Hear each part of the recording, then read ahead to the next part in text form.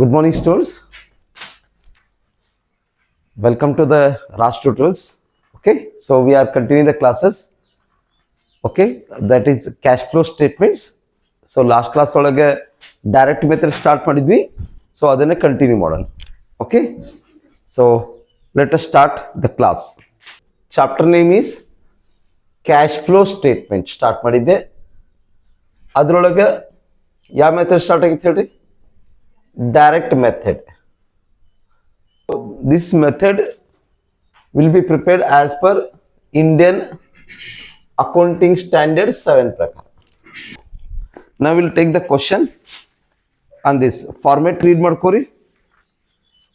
Okay, format questions description ಒಳಗೆ ಕಳಿಸಿರ್ತೀನಿ. ಬೇಕಾದ್ರೆ you can check out the question there. Okay, format ಸಿಕ್ಕೈತಲ್ಲ?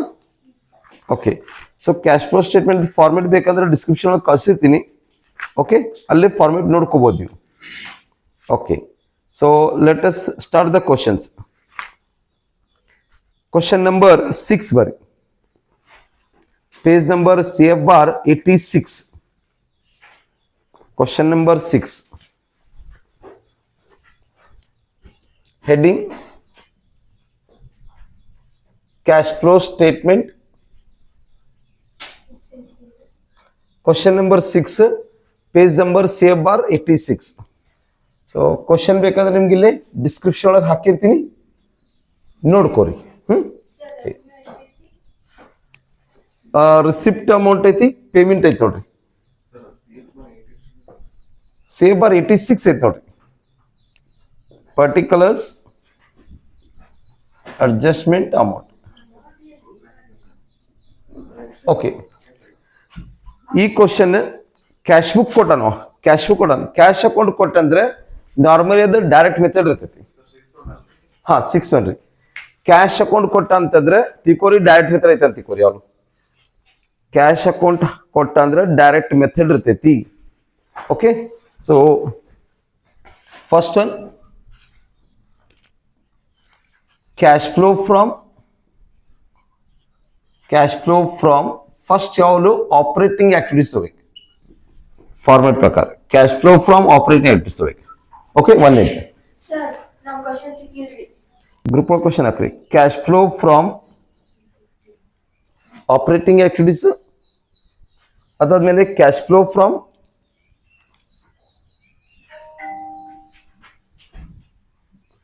Investing activities. Cash flow from investing activities.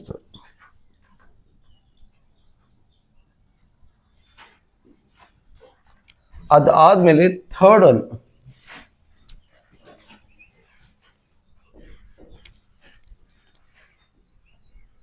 Particulars adjustment amount. Third one cash flow from financing activities. 3 activities ಇರ್ತಾವ. Okay, ಒಂದ್ಸಲ brief ಆಗಿ ಹೇಳ್ತೀನಿ. Operating activities ಅಂದ್ರೆ day to day business activities ಅಂತ ಇದ್ದೇವೆ. Investing activities ಅಂದ್ರೆ ಹೇಳ್ರಿ. Investing activities ಅಂತಂದ್ರೆ ಇನ್ವೆಸ್ಟ್ಮೆಂಟ್ ರಿಲೇಟೆಡ್. ನಾವು ಇನ್ವೆಸ್ಟ್ಮೆಂಟ್ ಎಲ್ಲಿ ಮಾಡ್ತೀವಿ? ಅಸೆಟ್ಸ್ ಮಾಡ್ತೀವಿ. ಏನ್ ಮಾಡ್ತೀವಿ ಹೇಳ್ರಿ? ಅಸೆಟ್ಸ್. ಎಕ್ಸಾಂಪಲ್, ಬಿಲ್ಡಿಂಗ್ ಪರ್ಚೇಸ್ ಮಾಡಿದ್ಯಾ, ಮಷೀನ್ ಪರ್ಚೇಸ್ ಮಾಡಿದ್ಯಾ. So I investing? Building machine ಖರೀದಿ ಮಾಡೋದು ಇನ್ವೆಸ್ಟ್ ಮಾಡೋದಿಲ್ಲ. ಈಗ ಡೆಸ್ಕ್ ಹಾಕ್ಸಿದ್ಯಾ, ಫರ್ನಿಚರ್ ಹಾಕಿದ್ಯಾ, ಪ್ರೊಜೆಕ್ಟರ್ ಹಾಕಿದ್ಯಾ, ಇವೆಲ್ಲ ಆಕ್ಟಿವಿಟೀಸ್ ಹೇಳ್ರಿ. ಇನ್ವೆಸ್ಟ್ಮೆಂಟ್ ಮಾಡತ್ತೀನಿ. ಏನ್ ಮಾಡ್ತೀನಿ? ಬಿಸ್ನೆಸ್ ಒಳಗೆ ಇನ್ವೆಸ್ಟ್ ಮಾಡ್ತೀನಿ. ಇನ್ವೆಸ್ಟಿಂಗ್ ಆಕ್ಟಿವಿಟೀಸ್ ಅಂತೈತಿ. ಇನ್ನೊಂದು ಫೈನಾನ್ಸಿಂಗ್ ಆಕ್ಟಿವಿಟೀಸ್ ಅಂದ್ರೆ ಏನ್ ಹೇಳ್ರಿ? ಫೈನಾನ್ಸಿಂಗ್ ಆಕ್ಟಿವಿಟೀಸ್ ಅಂತಂದ್ರೆ ಕ್ಯಾಪಿಟಲ್ ಸ್ಟ್ರಕ್ಚರ್ ಅರೇಂಜ್ಮೆಂಟ್ ಅಂತೀವಿ. ಏನ್ ಹೇಳ್ರಿ? ಕ್ಯಾಪಿಟಲ್ ಸ್ಟ್ರಕ್ಚರ್ ಅರೇಂಜ್ಮೆಂಟ್ ಅಂದ್ರೆ ಶೇರ್ಸ್ ಇಶ್ಯೂ ಮಾಡೋದು, ಡಿಬೆಂಚರ್ ಇಶ್ಯೂ ಮಾಡೋದು, ರಿಡಮ್ಷನ್ ಆಫ್ ಶೇರ್ಸ್, ಇವೆಲ್ಲ ಇನ್ ಫೈನಾನ್ಷಿಯಲ್ ಆಕ್ಟಿವಿಟೀಸ್ ಹೋಗಿ ಬರ್ತಾವ. ಫೈನ್. ಓಕೆ, ಸೊ ಕ್ವಶನ್ ನೋಡ್ಕೊಳ್ರಿ. ಓಕೆ, ವಿಲ್ ಸ್ಟಾರ್ಟ್ ಇದೆ. ಓಕೆ, ಸೊ ಫಸ್ಟ್ ನೋಡ್ಕೊರಿ. From the following is a summary of cash account. Following is a summary of cash account. ನೆನ್ಬಿಡುವರಿ, cash account ಕೊಟ್ಟರೆ direct method ಇರ್ತೈತಿ ಯಾವನು. Okay, of Santosh limited for the year ending 31/3/2024. Receipt side ಬರಿ first receipt side. Okay, opening balance ಬ್ರಾಡರ್ ಕೊಟ್ಟಾನ. ಅದಾದ್ಮೇಲೆ first ಏನು ನೋಡ್ರಿ, ಸೇಲ್ ಆಫ್ ಏನು ಕೊಟ್ಟಾನ, fix assets. Receipt side sale of fix assets ಅಂತಂದ್ರೆ ಹೇಳ್ರಿ, ಫಿಕ್ಸ್ ಅಸೆಟ್ಸ್ ಸೇಲ್ ಮಾಡಿದ್ರೆ ಏನ್ ಸೇಲ್ ಮಾಡ್ದಂಗೆ ಹೇಳ್ರಿ, ಇನ್ವೆಸ್ಟ್ಮೆಂಟ್ ಸೇಲ್ ಮಾಡ್ದಂಗೆ. ಏನ್ ಸೇಲ್ ಮಾಡ್ದಂಗೆ, ಇನ್ವೆಸ್ಟ್ಮೆಂಟ್ ಸೇಲ್ ಮಾಡ್ದಂಗೆ. So sale of fixed assets is nothing but the sale of investment. Fixed assets ಎಷ್ಟು ಬರ ನೋಡ್ರಿ, sale of fixed assets. Sale of fixed assets 62,500. So sale ಮಾಡಿದ ರೊಕ್ಕ ಬರ್ತಿತ್ತು ಹೋಗ್ತಿತ್ತು ಹೇಳ್ರಿ. Is it inflow or outflow? Inflow ಆದ್ರೆ ಪ್ಲಸ್ ಮಾಡ್ಬೇಕು, ಔಟ್ಫ್ಲೋ ಆದ್ರೆ ಮೈನಸ್. ಈಗ ಅಸೆಟ್ ಪರ್ಚೇಸ್ ಮಾಡಿದ ರೊಕ್ಕ ಹೋಗ್ತೈತಿ, ಅಸೆಟ್ ಪರ್ಚೇಸ್ ಮಾಡಿದ ರೊಕ್ಕ ಹೋಗ್ತೈತಿ. ಬಟ್ ಅಸೆಟ್ ಸೇಲ್ ಮಾಡಿದಾಗ ರೊಕ್ಕ ಬರ್ತೈತಿ. ಸೊ ಇದು ಇನ್ಫ್ಲೋ ಆಗ್ತೈತಿ, ಪ್ಲಸ್ ಆಗ್ತೈತಿ. Okay, sale of fix assets ಅಂದ್ರೆ ಸೇಲ್ ಆಫ್ ಇನ್ವೆಸ್ಟ್ಮೆಂಟ್ ಮಾಡ್ದಂಗೆ. ಏನ್ ಮಾಡ್ದಂಗೆ, ಇನ್ವೆಸ್ಟ್ಮೆಂಟ್ ಸೇಲ್ ಮಾಡ್ದಂಗೆ. ನೆಕ್ಸ್ಟ್ ನೋಡ್ಕೊರಿ ಆಯ್ತು. ಅದಾದ್ಮೇಲೆ ರಿಸಿಪ್ಟ್ ಫ್ರಮ್ ಕಸ್ಟಮರ್ಸ್. ಸೊ ರೊಕ್ಕ ಇಸ್ಕೊಂಡಿವಿ ಯಾರ ಕಡೆಯಿಂದ, ಕಸ್ಟಮರ್ ಕಡೆಯಿಂದ. ಕಸ್ಟಮರ್ ರೊಕ್ಕ ಇಸ್ಕೊಂಡ್ರೆ ಯಾವ ಆಕ್ಟಿವಿಟೀಸ್ ಹೇಳ್ರಿ, operating activities. Receipts from customer ಅಂದ್ರೆ ಕಸ್ಟಮರ್ ಕಡೆಯಿಂದ ರೊಕ್ಕ ಇಸ್ಕೊಂಡ್ರೆ ಆಪರೇಟಿಂಗ್ ಆಕ್ಟಿವಿಟೀಸ್ ಬರ್ತೈತಿ. ಈಗ ರಿಸಿಪ್ಟ್ ಫ್ರಮ್ ಕಸ್ಟಮರ್ ಎಷ್ಟಿದೆ ನೋಡ್ರಿ, 17,50,000. ಈಗ 17,50,000 is it inflow or outflow? Customer ಕಡೆಯಿಂದ ರೊಕ್ಕ ರಿಸೀವ್ ಮಾಡಿದ್ರೆ ಏನಾಯ್ತು, inflow. Inflow means plus, inflow means what, plus. Okay, next. Okay, next ಬರ್ರಿ, ಇಶ್ಯೂ ಆಫ್ ಇಕ್ವಿಟಿ ಶೇರ್ ಇತ್ತು ನೋಡಿ. ಏನೈತೆ ಹೇಳ್ರಿ, ಇಕ್ವಿಟಿ ಶೇರ್ ಇಶ್ಯೂ ಮಾಡಿದ್ರೆ ಅಂದ್ರೆ ಶೇರ್ ಇಶ್ಯೂ ಮಾಡಿದ್ರೆ ಇದು ಫೈನಾನ್ಸ್ ಅರೇಂಜ್ಮೆಂಟ್ ಮಾಡೋದು. ಏನ್ ಹೇಳ್ತದೆ, ಶೇರ್ ಇಶ್ಯೂ ಮಾಡಿದ್ರೆ ಫೈನಾನ್ಸ್ ಅರೇಂಜ್ ಮಾಡ್ತೀವಲ್ಲ ನಾವು. ಕಂಪ್ನಿಗೆ ಏನ್ ಬೇಕು, ದುಡ್ಡು ಬೇಕು. ಹೆಂಗ್ ಬರ್ತದೆ ಕಂಪ್ನಿ ದುಡ್ಡು, ಶೇರ್ ಇಶ್ಯೂ ಮಾಡಿಂದ ಬರ್ತೈತಿ, ಡಿಬೆಂಚರ್ ಇಶ್ಯೂ ಮಾಡಿಂದ ಬರ್ತೈತಿ. ಕಟ್. ಸೊ ಇಲ್ಲಿ issue of share equity share ಅಂತಂದ್ರೆ it is a financial activities. Issue of equity shares. So share issue ಮಾಡಿದ ರೊಕ್ಕ ಬರ್ತಿತ್ತು ಹೋಗ್ತಿತ್ತು ಹೇಳ್ರಿ, ಬರ್ತಿತ್ತು. ರಿಸಿಪ್ಟ್ ಸೈಡ್ ಐತಿ, ಬರತೈತಿ ರೊಕ್ಕ 1,87,500. ಅಂಡರ್ಸ್ಟುಡ್? ಸೊ ಶೇರ್ ಇಶ್ಯೂ ಮಾಡಿದ ರೊಕ್ಕ ಬರ್ತೈತಿ receipt side. Okay, so I think receipt sentence ಮುಗಿದು ನೋಡ್ರಿ. ಯಾವ್ದು ಮುಗೀತು ಈಗ, ರಿಸಿಪ್ಟ್ ಸೆಂಟೆನ್ಸ್ ಮುಗೀತು. ಓಕೆ, ಈಗ ಯಾವ್ದು ಸೈಡ್ ಹೋಗ್ಬೇಕು ಹೇಳ್ರಿ, ಪೇಮೆಂಟ್. ಪೇಮೆಂಟ್ ಸಿಂಪಲ್ ಐತೆ ನೋಡ್ರಿ, ಎಲ್ಲ ರಿಸಿಪ್ಟ್ ಇದಾವಲ್ಲ. ರಿಸಿಪ್ಟ್ ಅಂದ್ರೆ ಇನ್ಫ್ಲೋ ಔಟ್ಫ್ಲೋ ರೀ, ಇನ್ಫ್ಲೋ. ಅದಕ್ಕೆಲ್ಲ ಪ್ಲಸ್ ಇದಾವ. ರಿಸಿಪ್ಟ್ ಅಂದ್ರೆ ರೊಕ್ಕ ಇನ್ಫ್ಲೋ ಅಲ್ಲ, cash comes in, cash comes in. Inflow ಐತಿ, ಎಲ್ಲ ಪ್ಲಸ್ ಇದಾವ. ಈಗ ಪೇಮೆಂಟ್ ಎಲ್ಲ ಏನಾಗಬೇಕು ಹೇಳ್ರಂಗಾದ್ರೆ, ಕ್ಯಾಶ್ ಬರ್ತೈತಿ, ಮೈನಸ್ ಆಗ್ತಾವ. ಸಿಂಪಲ್ ಐತಿ. ಆದ್ರೆ ಯಾ ಹೆಡ್ ಬರ್ತೈತಿ, ದಟ್ ಇಸ್ ವೆರಿ ಇಂಪಾರ್ಟೆಂಟ್. ಯಾ ಹೆಡ್ ಬರ್ಬೇಕಂತೇಳಿ ನೋಡ್ಕೋರಿ. ಫಸ್ಟ್ ಏನ್ ಐತಿ ನೋಡ್ರಿ, ಪೇಮೆಂಟ್ ಟು ಕ್ರೆಡಿಟರ್ಸ್. ಈಗ ಹೇಳ್ರಿ, ಪೇಮೆಂಟ್ ಟು ಕ್ರೆಡಿಟರ್ಸ್ ಯಾ ಆಕ್ಟಿವಿಟೀಸ್ ಹೇಳ್ರಿ, ಆಪರೇಟಿಂಗ್ ಆಕ್ಟಿವಿಟೀಸ್. ಪೇಮೆಂಟ್ ಮಾಡತ್ತೀವಿ ನಾವು ಯಾರಿಗೆ, ಕ್ರೆಡಿಟರ್ಸ್. ಯಾಕೆ ಹೇಳ್ರಿ, ಉದ್ರಿ ಪಚ್ ಮಾಡ್ತೀರ ಅದಕ್ಕೆ ಪೇಮೆಂಟ್ ಮಾಡ್ತೀವಿ ಕ್ರೆಡಿಟರ್ಸ್. ಎಷ್ಟು ಪೇಮೆಂಟ್ ಮಾಡಿ ನೋಡ್ರಿ ಕ್ರೆಡಿಟರ್ಸ್, 12,50,000 ಪೇಮೆಂಟ್ ಮಾಡಿದ್ರಿ. ಯಾರಿಗೆ, ಸಪ್ಲೈಯರ್ಗೆ, ಕ್ರೆಡಿಟರ್ಸ್ಗೆ. ಎದಕ್ಕಂತಂದ್ರೆ ನಾವು ಉದ್ರಿ ಮಾಲ್ ಹಾಕ್ಸಿರ್ತೀವಿ, ಅದಕ್ಕೆ ರೊಕ್ಕ ಪೇಮೆಂಟ್ ಮಾಡಿದ್ವಿ. ನೆಕ್ಸ್ಟ್ ಏನು ನೋಡ್ರಿ, ಪರ್ಚೇಸ್ ಆಫ್ ಫಿಕ್ಸ್. ಇದು ಇನ್ಫ್ಲೋ, ಇದು ಔಟ್ಫ್ಲೋ ನೆನಪಿರಿ. ಪೇಮೆಂಟ್ ಮಾಡಿದ್ರೆ ರೊಕ್ಕ ಹೋಗ್ತದಲ್ಲ, ಔಟ್ಫ್ಲೋ. ಹಾಂ, next purchase of fix assets. Fix assets ಖರೀದಿ ಮಾಡಿದ್ರೆ, ಅಸೆಟ್ ಖರೀದಿ ಮಾಡಿದ್ರಿ. ಅಸೆಟ್ ಖರೀದಿ ಮಾಡಿದ್ರೆ ಇನ್ವೆಸ್ಟ್ ಮಾಡ್ದಂಗೆ, ಅಸೆಟ್ ಖರೀದಿ ಮಾಡಿದ್ರೆ ಏನು ಮಾಡ್ದಂಗೆ, ಇನ್ವೆಸ್ಟ್ಮೆಂಟ್ ಮಾಡ್ದಂಗೆ. ಸೊ ಎಲ್ಲಿ ತಗೋತೀರಿ ರೊಕ್ಕ, ಬರ್ತಿದ್ದು ಹೋಗ್ತೈತಿ ಹೇಳ್ರಿ, ಹೋಗ್ತೈತಿ. So outflow of the funds ಏನ್ ತಗೋತೀರಿ, ಪರ್ಚೇಸ್ ಆಫ್ ಫಿಕ್ಸ್ಡ್ ಅಸೆಟ್ಸ್. ಎಷ್ಟು ನೋಡ್ರಿ, purchase of fixed assets 1,25,000. Outflow of the cash ಅಲ್ಲ, ರೊಕ್ಕ ಹೋಗ್ತೈತಿ, ಮೈನಸ್. ಕ್ಲಿಯರ್ ಐತಿ? ಓಕೆ, ಅದಾದ್ಮೇಲೆ ನೆಕ್ಸ್ಟ್ ಇದು ನೋಡ್ರಿ, overhead expenses. Overhead expense ಅಂದ್ರೆ ಇಂಡೈರೆಕ್ಟ್ ಎಕ್ಸ್ಪೆನ್ಸ್. ಓವರ್ ಹೆಡ್ ಅಂದ್ರೆ ಏನ್ರಿ, ಓವರ್ ಹೆಡ್ ಚಾಪ್ಟರ್ ಐತಲ್ಲ ಕಾಸ್ಟಿಂಗ್ ಒಳಗೆ. ಓವರ್ ಹೆಡ್, ಓವರ್ ಹೆಡ್ ಅಂದ್ರೆ ಏನ್ರಿ, indirect material, indirect labour, indirect expense, over head. So over head ಅಂತಂದ್ರೆ ರೊಕ್ಕ ಬರ್ತಿತ್ತು ಹೋಗ್ತಿತ್ತು ಹೇಳ್ರಿ, ಹೋಗ್ತೈತಿ. ಎಕ್ಸ್ಪೆನ್ಸ್ ಆಗಿದ್ರೆ ಹೋಗ್ತೈತಿ. ಯಾ ಆಕ್ಟಿವಿಟೀಸ್ ಹೇಳ್ರಿ ಇದು, operating activities. Overhead expenses ಅಂದ್ರೆ office related expenses, administrative related ಎಕ್ಸ್ಪೆನ್ಸ್ಗೆ ನಾವು ಹೆಂಗತಿ ಓವರ್ ಹೆಡ್ ಎಕ್ಸ್ಪೆನ್ಸ್ ಅನ್ಕತಿ. ಎಷ್ಟೈತಿ ರೀ ಓವರ್ ಎಕ್ಸ್ಪೆನ್ಸ್ 1,25,000 ಐತಿ. ಸೊ ಇದು ಮೈನಸ್ ಆಗ್ತೈತಿ outflow of the cash. Overhead ಅಂದ್ರೆ ಇಂಡೈರೆಕ್ಟ್ ಎಕ್ಸ್ಪೆನ್ಸಸ್. ಕಾಸ್ಟಿಂಗ್ ಒಳಗೆ ಕಲ್ತಿರಲ್ಲ overhead chapter. Overhead chapter ಏನು ತೋದಿದ್ರಿ? ಸ್ಯಾಲ್ರಿ, ರೆಂಟ್, ಇಲೆಕ್ಟ್ರಿಸಿಟಿ ಹಾಕ್ತಿರಲ್ಲ. Office related, administrative related, selling related expense ಎಲ್ಲ ಹಸಿಲ್ಲ, ಇಂಡೈರೆಕ್ಟ್ ಎಕ್ಸ್ಪೆನ್ಸ್ ಕರಿತೀವಿ ನಾವು. ಕರೆಕ್ಟ್ಲ? ಓಕೆ. ಎಕ್ಸ್ಪೆನ್ಸ್ ಅಂತ ಕ್ಲಿಯರ್ ಆಗಿ ಕೊಟ್ಟ ನಾವು ಪೇಮೆಂಟ್ ಆಗಿತ್ತು ಅಂದಾಗ ರೊಕ್ಕ. ಪೇಮೆಂಟ್ ಅಂತ ಆಗಿತ್ತು ಅಂದಾಗ ರೊಕ್ಕ ಹೋಗಿರ್ತೈತಿ. ನೆಕ್ಸ್ಟ್ ಐತೆ ನೋಡ್ರಿ wages and salary. Operating activities, wages, salary, day to day salary ಕೊಡ್ಬೇಕು. ತಿಂಗಳ ಸ್ಯಾಲ್ರಿ ಕೊಡ್ತಿಲ್ಲ. Wages and salaries how much? 60,500. It is outflow of card. ರೊಕ್ಕ ಹೋಗಿರ್ತೈತಿ ವೇಜಸ್ ಆ್ಯಂಡ್ ಸ್ಯಾಲ್ರಿ ಕೊಟ್ಟ. ನೆಕ್ಸ್ಟ್ ಏನು ನೋಡ್ರಿ ಟ್ಯಾಕ್ಸ್ ಪೇಡ್ ಮಾಡಿದ್ರೆ ರೊಕ್ಕ ಬರ್ತೈತಿ ಹೋಗ್ತೈತಿ ಹೇಳ್ರಿ? ಹೋಗ್ತೈತಿ. ಟ್ಯಾಕ್ಸ್ ಪೇಡ್ ರೊಕ್ಕ ಹೋಗೈತಿ. ಎಷ್ಟು ಪೇ ಮಾಡಿರಿ? 1,56,250 ರೊಕ್ಕ ಹೋಗ್ತೈತಿ ಔಟ್ಫ್ಲೋ ಆಫ್ ಫಂಡ್ಸ್. ಕ್ಲಿಯರ್ ಐತಿದೆ? ಓಕೆ. ಅದಾದ್ಮೇಲೆ ನೆಕ್ಸ್ಟ್ ಐತೆ ಹೇಳ್ರಿ ಡಿವಿಡೆಂಡ್ ಪೇಡ್ ಐತೋ ರಿಸೀವ್ ಐತೋ? ಯಾವ ಸೈಡ್ ಐತ್ರಿ ಅದು? ಪೇಮೆಂಟ್ ಸೈಡ್ ಕೊಟ್ಟಾಗ ಪೇಡ್ ಅಂತ ತಿಳ್ಕೊಕ್ರಿ. ಅದ ರಿಸಿಪ್ಟ್ ಸೈಡ್ ಕೊಟ್ಟರೆ ಅಂತ ರಿಸೀವ್ ಅಂತ ತಿಳ್ಕೊ ಅಷ್ಟೇ. ಅರ್ಥ ಆಯ್ತಾ? ಕಾಮನ್ ಐತಿ. ಸೊ ಇಲ್ಲಿ ಡಿವಿಡೆಂಡ್ ಪೇಡ್ ಪೇಮೆಂಟ್ ಆಗಿತ್ತು. ಡಿವಿಡೆಂಡ್ ಪೇ ಮಾಡಿದ್ರೆ ಡಿವಿಡೆಂಡ್ ಯಾರಿಗೆ ಕೊಡ್ತೀರಿ? ಶೇರ್ಸ್. ಯಾವಾಗ ಕೊಡ್ತೀರಿ? ಶೇರ್ ಇಶ್ಯೂ ಮಾಡ್ದಾಗ. ಶೇರ್ ಇಶ್ಯೂ ಮಾಡ್ತಿಲ್ಲ? ಶೇರ್ ಇಶ್ಯೂ ಮಾಡಿದಕ್ಕೆ ಏನು ಕೊಡ್ಬೇಕು ಅವ್ರಿಗೆ? ಯಾರಿಗೆ ಕೊಡ್ಬೇಕು ಡಿವಿಡೆಂಡ್? Share holders. ಇನ್ನೊಂದ್ಸಲ ಹೇಳ್ತೀನಿ, ಡಿವಿಡೆಂಡ್ ಯಾರಿಗೆ ಕೊಡ್ಬೇಕು? ಎದಕ್ಕೆ ಕೊಡ್ಬೇಕು? ಶೇರ್ ಇಶ್ಯೂ ಮಾಡಿದಂದ್ರೆ ಅವ್ರಿಗೆ ಆ ಶೇರ್ ಮೇಲೆ ಡಿವಿಡೆಂಡ್ ಕೊಡ್ತಿಲ್ಲ ಅಂದ್ರೆ ರೊಕ್ಕ ಹೋಗ್ತಿದ್ದಿಲ್ಲ ಹೇಳ್ರಿ. ಸೊ ಔಟ್ಫ್ಲೋ ಯಾಕೆ ಹಿಡಿಸಿರೋದು? Financing activities. ಯಾಕಂದ್ರೆ ಡಿವಿಡೆಂಡ್ ಶೇರ್ ಮೇಲೆ ಕೊಡ್ತಿಲ್ಲ, ಫೈನಾನ್ಸಿಂಗ್ ಆಕ್ಟಿವಿಟೀಸ್ ಬರ್ತೈತಿ. ಸೊ ಎಷ್ಟು ಪೇ ಮಾಡಿರಿ ಡಿವಿಡೆಂಡ್ ನೋಡ್ರಿ? ಎರಡು ಟೈಪ್ ಡಿವಿಡೆಂಡ್ ಪೇ ಮಾಡ್ತೀವಿ. ಒಂದು ಇಂಟರ್ಮೀಡಿಯೇಟ್ ಪ್ರಪೋಸಲ್ ಕಲ್ತಿರಲ್ಲ ಡಿವಿಡೆಂಡ್ ಪೇಡ್. ಎಷ್ಟಾಯ್ತು ನೋಡ್ರಿ? 31,250 ಡಿವಿಡೆಂಡ್ ಪೇಡ್. ಅರ್ಥ ಆಯ್ತಾ? Any confusion? ಡಿವಿಡೆಂಡ್ ಪೇ ಮಾಡ್ತೀವಿ. ಏನು ಮಾಡ್ತೀವಿ? ಎದಕ್ಕೆ ಹೇಳ್ರಿ?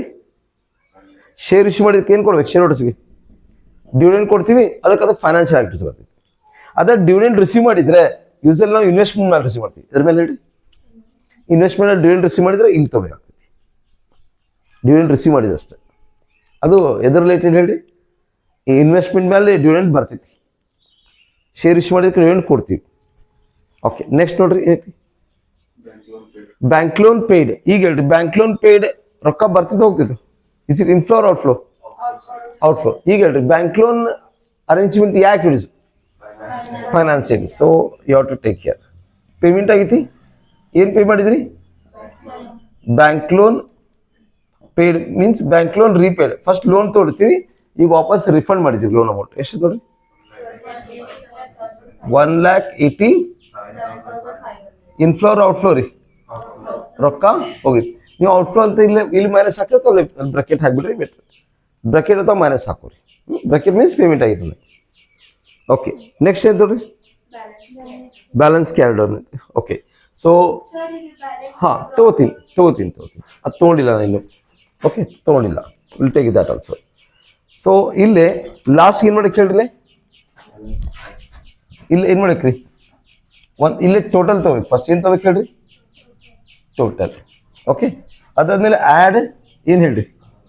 Opening cash and cash equivalent add ಮಾಡ್ಬೇಕು. ಸೊ ನಿಮ್ಗೇನು ಸಿಗೈತಿ? Closing cash and cash equivalent ಇಲ್ಲಿ ತಗೋಬೇಕು. ಇದು ಫಾರ್ಮ್ಯಾಟ್. ಈಗ ಹೇಳ್ರಿ opening cash and cash equivalent ಎಷ್ಟು ನೋಡ್ರಿ? 31,250 ಐತಿ opening cash and cash equivalent. Okay. Closing cash and cash equivalent ಎಷ್ಟು ನೋಡ್ರಿ? 93,750. ಇದು closing cash and cash equivalent ಐತಿ. ಕ್ಲಿಯರ್ ಐತಿ? ಓಕೆ. ಸೊ ಫಸ್ಟ್ ಈಗ ಏನು ಮಾಡೋಣ? ಎಲ್ಲ ಮುಗಿದಿಲ್ಲ ನೋಡ್ರಿ. ಏನು ಕೊಡೋಣ? Prepare the cash flow statement in according with the A7 using in direct method ಕೊಡೋದು. Using what? Direct method. So first ಏನು ಮಾಡೋಣ? ಟೋಟಲ್ ಮಾಡಿದ್ದನ್ನು ಯಾವ ಸೈಡ್ ಪ್ಲಸ್ ಇದ್ದಿದ್ದನ್ನು ಕೂಡಿಸ್ಬೇಕಾ? ಮೈನಸ್ ಇದ್ರೆ ಮೈನಸ್ ಮಾಡಿ. ಇಲ್ಲಿ ಎಷ್ಟು ನೋಡ್ರಿ? 17,50,000 ಒಳಗೆ 17,50,000 ಒಳಗೆ payment to creditors, overhead expenses, wages and salary, tax paid minus ಮಾಡಿ. 1,56,250. ಹೊರಗಡೆ ತೋರಿ 1,56,250. ಇದು ಪ್ಲಸ್ ಮೈನಸ್ ಹೇಳ್ರಿ. Plus, sir. ಪ್ಲಸ್ ಆನ್ಸರ್ಲ, ಪ್ಲಸ್ ಇದ್ರೆ ಪ್ಲಸ್ ಇಡ್ರಿ, ಮೈನಸ್ ಇದ್ರೆ ಮೈನಸ್ ಹಾಕೋಬೇಕು. ಓಕೆ, ನೆಕ್ಸ್ಟ್ ಇದನ್ನ ಟೋಟಲ್ ಮಾಡ್ರಿ. ಇದ್ರೊಳಗೆ ನೋಡ್ರಿ ಯಾವ್ದು ಪ್ಲಸ್ ಐತಿ ಯಾವ್ದು ಮೈನಸ್ ಐತಿ ಅಂತೇಳಿ. ಒಂದು ಪ್ಲಸ್ ಐತಿ ಒಂದು ಮೈನಸ್ ಐತಲ್ಲ. ಸೊ ಫೈನಲ್ ಆನ್ಸರ್ ಏನು ಬರುತ್ತೆ ಹೇಳ್ರಿ. Minus 62,500. 62,500 ಪ್ಲಸ್ ಐತಿ, ಅದ್ರ ಮೈನಸ್ 1,20,000 ಮೈನಸ್ ಐತಿ. ಸೊ ಫೈನಲಿ ಮೈನಸ್ ಬರ್ತಲ್ಲ ಎಷ್ಟು ರೀ? 62,500. ಮೈನಸ್ ಐತಿ, ಬ್ರಾಕೆಟ್ ಹೊಡಿತೀನಿ, ಬ್ರಾಕೆಟ್ ಹಾಕತ್ತೆ ಮೈನಸ್ ಹಾಕಿ. ಕ್ಲಿಯರ್ ಐತಿ? ಸೊ ಇದು ಒಂದೇ ಆನ್ಸರ್. ಇದು ಎದ್ರ ಆನ್ಸರ್ ಹೇಳ್ರಿ? Operating activities. ಇದು ಯಾವ್ದು ಆಕ್ಟಿವಿಟೀಸ್? ಎರಡನೇ ಆನ್ಸರ್. ಎರಡನೇ ಆನ್ಸರ್ ಇನ್ವೆಸ್ಟಿಂಗ್ ಆಕ್ಟಿವಿಟೀಸ್. ಮೂರನೇದ್ದು ಮಾಡ್ರಿ. Minus 31,250. 1,87,500 ಪ್ಲಸ್ ಐತಿ, ಅದ್ರ ಎರಡು ಮೈನಸ್ ಇದಾವ ನೋಡ್ರಿ. ಎರಡು ಮೈನಸ್ ಇದಾವ. ಎಷ್ಟಾಗ್ತದೆ? Minus 31,250. ಮೈನಸ್ 31,000 ಮೈನಸ್ ಎಲ್ಲರೂ ಆನ್ಸರ್ ಚೆಕ್ ಮಾಡ್ಕೊರಿ, ಬರ್ತಾ ಅಷ್ಟೇ. ಓಕೆ, ಈಗ ಏನು ಮಾಡ್ರಿ, ಯಾವುದು ಪ್ಲಸ್ ಆಗ್ತೈತಿ? ಇದು ಪ್ಲಸ್ ಐತಿ, ಇದು ಮೈನಸ್ ಐತಿ, ಮೈನಸ್ ಮಾಡ್ರಿ. ಹೊರಗಿನ ಆನ್ಸರ್ ಇದು ಮೈನಸ್ ಐತಿ, ಮೈನಸ್ ಮಾಡ್ರಿ. ಇನ್ನೊಂದು ಸರಿ, ಆಪರೇಟಿಂಗ್ ಆಕ್ಟಿವಿಟೀಸ್ ಪ್ಲಸ್ ಆನ್ಸರ್, ಇದು ಮೈನಸ್, ಇದು ಮೈನಸ್ ಮಾಡ್ರಿ. ಎಷ್ಟು ಬರ್ತೈತೆ ಆನ್ಸರ್ ಹೇಳ್ರಿ? 62,500. ಕ್ರಾಸ್ ವೆರಿಫಿಕೇಶನ್ ಮಾಡ್ಬೋದು ನೋಡ್ಕೋರಿ. 62,500 ಅಂತ ಆನ್ಸರ್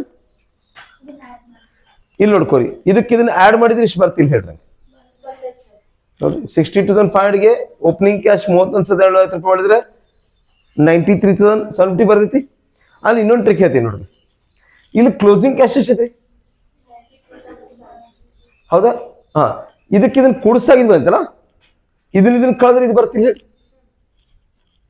ಏನೋ ಹೇಳ್ತೀನಿ, ಓಪನಿಂಗ್ ಕ್ಯಾಶ್ ಅಂಡ್ ಕ್ಯಾಶ್ 31,250ಗೆ ಇದನ್ನ ಕುಡಿಸಿದ್ರೆ ಇದನ್ನ ಕುಡಿಸಿದ್ರೆ 97 ಅಂತಲ್ಲ. ನೀವೇನ್ ಮಾಡ್ಬೇಕಂದ್ರೆ ಈ 93,750 ಬಂತಲ್ಲ, ಇದು ಕ್ಲೋಸಿಂಗ್ ಹೌದಲ್ರಿ. ಇದ್ರ ಓಪನಿಂಗ್ ಕಳೆದ್ರೆ ಇಷ್ಟು ಬರ್ಬೇಕಲ್ಲ. ಸೊ ಲಾಸ್ಟ್ ಆನ್ಸರ್ ಇಷ್ಟು ಬರ್ಬೇಕು ನೋಡ್ರಿ. ಇದ್ರದ್ದು ಫೈನಲ್ ಆನ್ಸರ್ ಅಷ್ಟು ಬರ್ಬೇಕು. ಅದು ನಿಮ್ಗೆ ಕ್ರಾಸ್ ವೆರಿಫೈ ಮಾಡ್ದಂಗೆ. ನಾ ಹೇಳ್ದ ಅರ್ಥ ಆತಲ್ಲ? ನಿಮ್ಗೆ ಆನ್ಸರ್ ಮುಂಚೆ ಗೊತ್ತಿರುತ್ತೆ, ಇದ್ರದ್ದು ಆನ್ಸರ್ ಮುಂಚೆ ಗೊತ್ತಿರುತ್ತೆ. ಇದ್ರದ್ದು ಎರಡರದ್ದು ಡಿಫ್ರೆನ್ಸ್ ಆನ್ಸರ್ ಇದಿರ್ತೈತಿ. ಅಷ್ಟು ಕರೆಕ್ಟ್ ಬಂದೈತಿ ಚೆಕ್ ಮಾಡ್ಕೊರಿ, ಗೊತ್ತಾಗುತ್ತೆ. ಕ್ರಾಸ್ ವೆರಿಫೈ ಮಾಡ್ಬೋದು. ಕ್ಲಿಯರ್ ಐತಿ? ಸೊ ಇದಕ್ಕೆ ಡೈರೆಕ್ಟ್ ಮೆಥಡ್ ಕ್ವಶನ್ಸ್ ನಾವು ಸಾಲ್ವ್ ಮಾಡಿದ್ವಿ. Okay, total how many activities? Operating activities, investing activities, financing activities. ಮೂರದ್ದು ಆನ್ಸರ್ ಫೈಂಡ್ ಮಾಡಬೇಕು. Okay, so thank you. If any doubts are there, make a comment. So ಈ ಪ್ರಾಬ್ಲಮ್ಸನ್ನು ಮನೆಯೊಳಗೆ ಈ type ಕ್ವಶನ್ಸನ್ನು ಇನ್ನೂ ಸ್ವಲ್ಪ ಪ್ರಾಕ್ಟೀಸ್ ಮಾಡ್ಕೊರಿ. ಇದ್ರ ಮೇಲೆ ಒಂದು 2-3 ಕ್ವಶನ್ಸ್ ಸಾಲ್ವ್ ಮಾಡಿರಿ. ನಿಮ್ಗೇನಾದರೂ ಡೌಟ್ಸ್ ಇದ್ರಂದ್ರೆ ಓಕೆ ಕಮೆಂಟ್ ಬಾಕ್ಸ್ ಹಾಕ್ರಿ. ಓಕೆ, ಮತ್ತೇನಾದರೂ ಬೇಕಾದ್ರೆ you can comment, like, subscribe and share it. Okay, see you in the next class with the indirect cash flow. In the next class start ಮಾಡೋಣ. Okay, so thank you.